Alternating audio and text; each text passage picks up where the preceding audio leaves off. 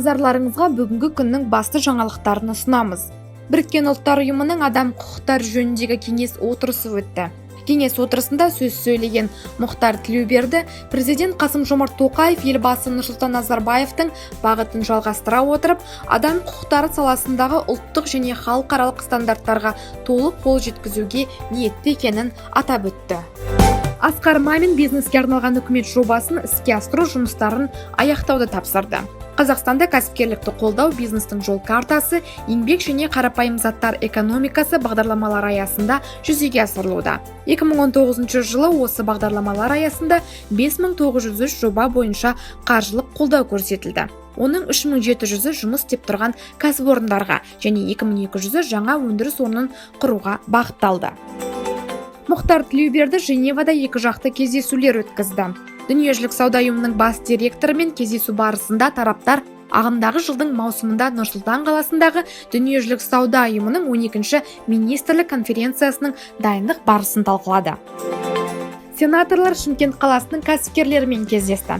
Парламент Сенаты экономикалық саясат, инновациялық даму және кәсіпкерлік комитетінің депутаттары Шымкент қаласында кәсіпкерлермен және Қазақстанның инвестициялық қоры, Шымкент акционерлік қоғамдары және Атамекен өңірлік кәсіпкерлік палатасының басшыларымен кездесулер өткізді.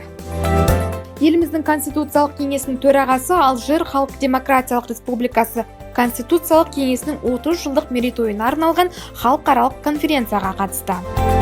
Бүгін үкімет отырысында ішкі істер министрі Ерлан Тұрғынбаев еріген қар суларының басуын болдырмау үшін елді мекендерді қардан тазарту бойынша шұғыл шаралар қабылдау қажеттілігін айтты.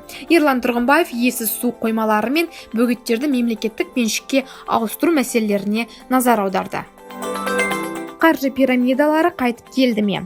Гарант 24, Estate Lombard, Home Auto Invest. Соңғы бірнеше күннің бедерінде осы үш мекеменің төңірегіндегі дау өршіп тұр. Еліміздің әр қаласындағы клиенттер өткен аптадан бері аталған ломбардтардың кеңселерін басып алып, салған қаржысын қайтаруды талап етіп жатыр.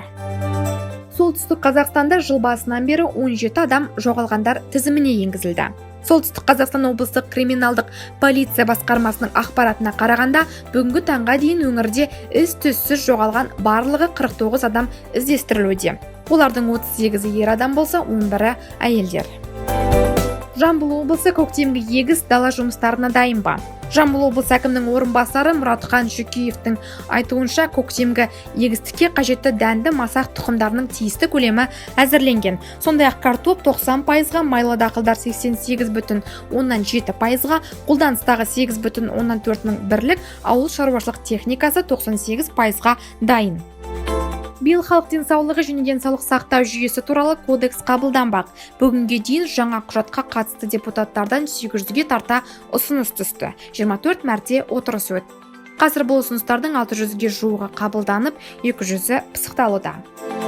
Қарағанды облысы әкімінің аппаратының қоғамдық келісім мемлекеттік мекемесі жанынан былтыр құрылған Айбын Арқа әскери патриоттық клубының бірінші отырысы өтті. Оның жұмысына облыстық департаменттердің, ардагерлер ұйымдарының, этномәдени және қоғамдық бірлестіктердің өкілдері, оқушылар мен студенттер, сондай-ақ балалар үйінің тәрбиеленушілері қатысты. Атырауда әскери қызметшілер 50 литрге жуық қан тапсырды. Іс-шараға қатысқан әскерилердің басым бөлігі қан тапсыруға бірінші рет келген. Қызметтің тығыз кестесіне қарамастан донор күні акциясына қатысқысы келген әскерилердің қарасы 100-ден асты. Өткен жылы Алматы облысы бойынша негізгі капиталға қосылған инвестиция көлемінің қаржылай құны 641,2 миллиард теңгеге жетті. Нақты көлем индексі 107%-ды құрады. Жалпы аймақтардың экономикалық әлеуеті мен логистикалық мүмкіндігі инвесторлардың назарын бірден аударатын анық. Бұл тұрғыдан алғанда Алматы облысының жұлдызы жанып тұр.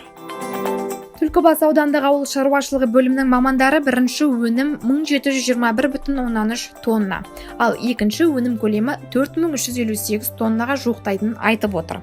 Жалпы ауданда ауыл шаруашылығы және жаппай кәсіпкерлікті дамыту бағытында ауқымды жұмыстар іске асырылуда.